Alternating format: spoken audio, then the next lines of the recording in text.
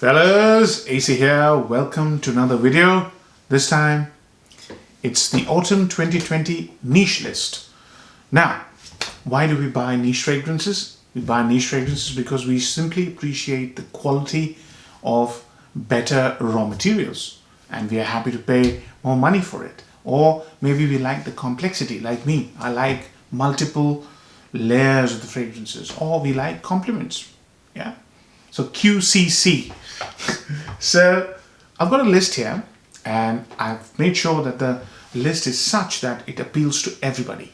Now there's one honorable mention. I'll show it to you first because I think it's a very high quality fragrance, but it is actually like a designer. Hence I've kept it as a honorable mention, and that is Parfums de Marley Layton.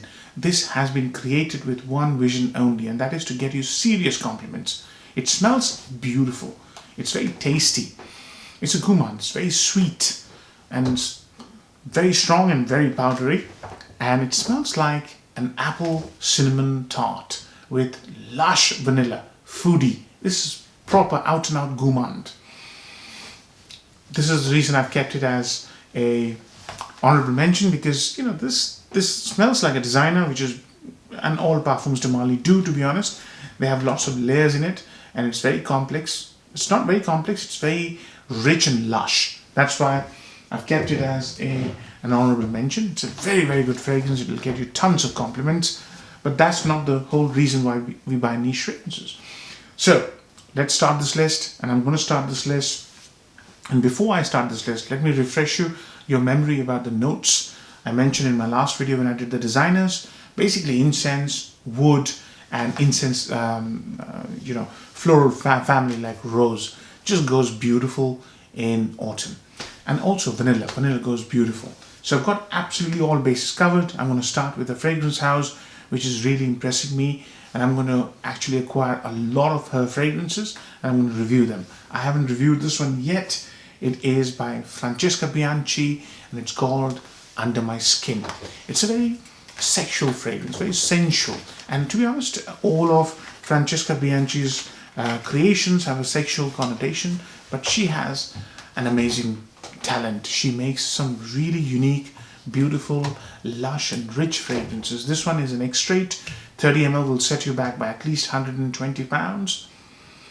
Under My Skin. This is very sensual, warm orris root with an animalic dirty side to it. Sexual dirty side, not animalic. Sexual dirty side.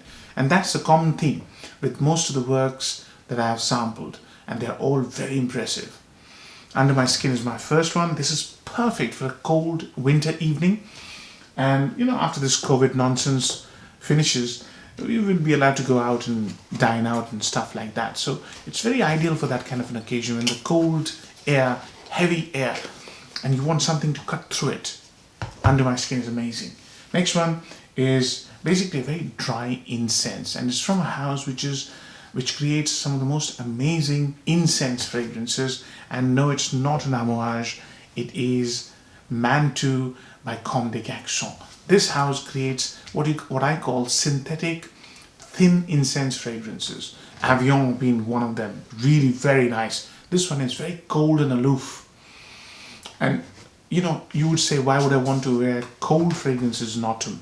Because of the incense note and how warm it gets towards the end. But when it starts off, it's almost like touching a concrete wall. It's cold, really cold, and starts off smelling of fantastic incense and sandalwood and vetiver.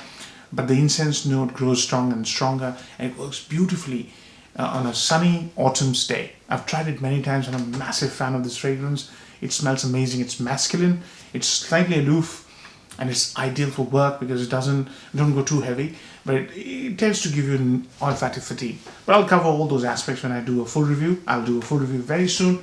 It's a very, very good incensey vetiver. Really nice. Super masculine as well. Next on my list is an oud. I'm not a big fan of oud, especially barnyardy, animalic oud, but this one is not only beautiful, it's very vibrant and bright oud. And I've talked about this fragrance many times. It is Arabian Oud Kashmir, and this one is all about Japanese yuzu, Kashmir Oud and Cambodian Oud. It's very fruity, it's very lush, it's extremely opulent, it's very vibrant, very open, very welcoming, extremely sophisticated and classy. You can put any occasion to this will succeed. And it's very, very charming as well. So if you're going on a date this autumn, Cashmere could be a fantastic choice. Next on my list is a fragrance which is a tobacco fragrance. It doesn't get a lot of talk, and it's one of the finest tobacco fragrances in my collection. It's from a house which I respect a lot. It's Histoires de Parfums 1899 Hemingway. This one is a fizzy kind of a spicy tobacco, sweet, slightly sweet. But there's no mention of tobacco in the notes breakdown. It's basically a cinnamon, juniper berry, cardamom, and there are many woods. I'll do a full review soon. But this is what Spice Bomb was trying to achieve and failed. Spice Bomb times 10 in terms of finery, complexity, and lush. It's lush. If you like Spice Bomb, sample this. It's a Spice Bomb annihilator. I wouldn't even say killer, it annihilates Spice Bomb. Fantastic fragrance, 1899 Hemingway. Ideal for a day or an evening. The longer it stays on your skin, it becomes outstanding. Just amazing. Next on our list is a reference amber fragrance. When I say reference, I mean one and all say that this fragrance is the finest amber fragrance ever created. It's an oriental style amber, and it is by Serge Lutens, and this one is called Ombre Sultan. This is heavy, opulent, and complex. It uses notes like resin, like bay leaf, along with cardamom, many spices, like an oriental should have, and a slightly animalic ambergris. This is proper animalic.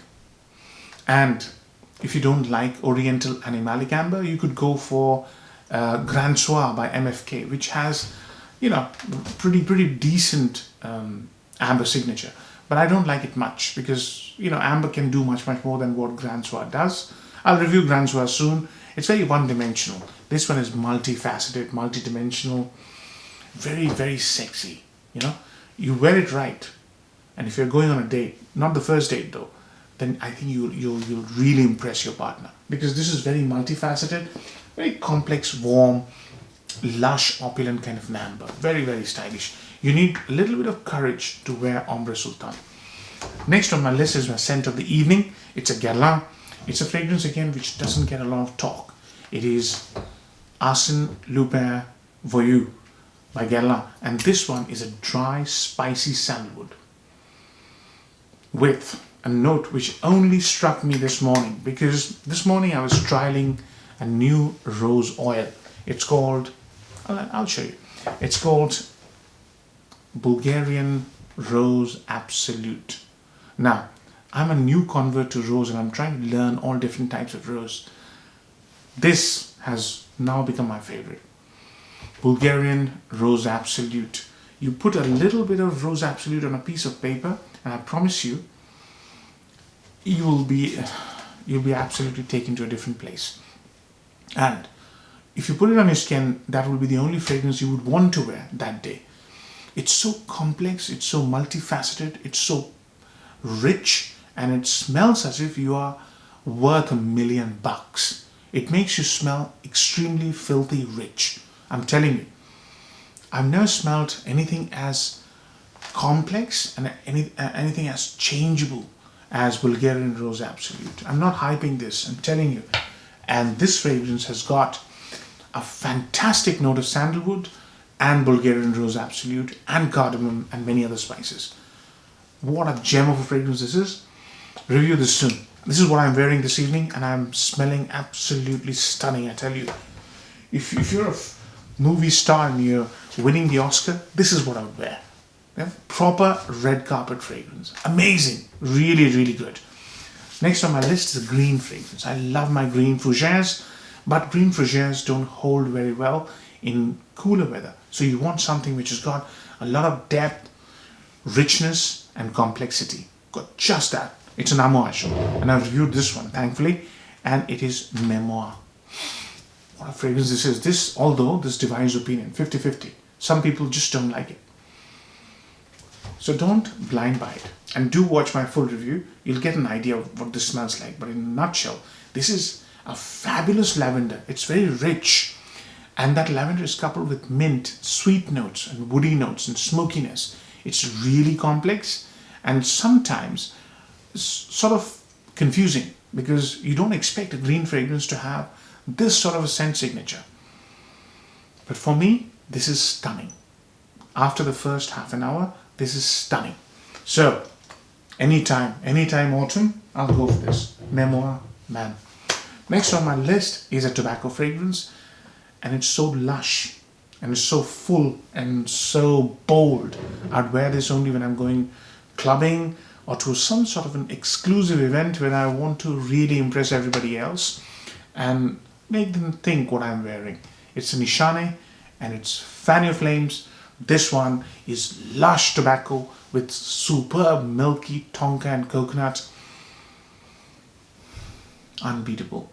The moment you smell this, party is a word that comes to mind. Red carpet, absolutely well dressed to kill, and then you put this on. It's very strong. You put this on, make sure it's away from your nose because it will really cloud every other sense you have. It's just amazing. It's just fabulous. Done a full review, you can check it out. Next on my list, 2 left. Both are just blockbuster. In fact, you can see the list. This is a killer list. Now, this one is a Hermes. I've never spoken about this fragrance. This is an Xrate, just like Francesca Bianchi.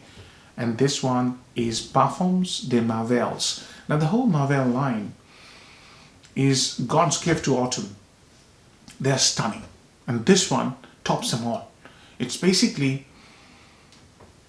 an amber fragrance with a strong green woody facet, and that's because of Peru balsam. I'll do a full review soon, but this one shimmers on your skin. It's so lush. If you're getting married, this year or maybe next year in winter time, cold weather, wear this. And this is, this is marketed towards women. But this is completely unisex, and it's so rich and complex and just brain fuddling. It's very expensive, by the way, and very hard to get hold of. This is the Xrate version. But if you do get your hands on it and you smell it, you'll know that this is a fragrance in a different category. These are all 10 out of 10 fragrances, and there's no contest. Last one is a peerless fragrance. It's a fragrance, when I wear it, it puts me in a jovial, happy place. It's just one of those fragrances which is an instant pick-me-up scent.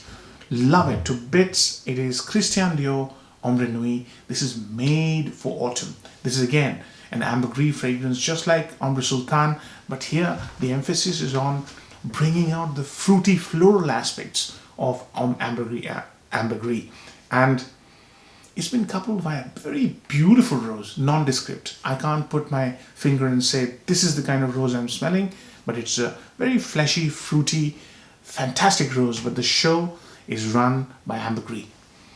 And having smelled real ambergris, I can tell you I've never smelled anything as close to ambergris as Ombre Nuit. This is an absolutely fantastic fragrance. I've got both the versions. This is the current version. I've got the vintage as well. This is more fun. This will get you more compliments. It's really easy to wear. It's not animalic at all. So, that was the list, and I hope you really enjoy the list because there's some real dazzlers here. So, if you did like the video, do give it a like. Take care. Bye-bye.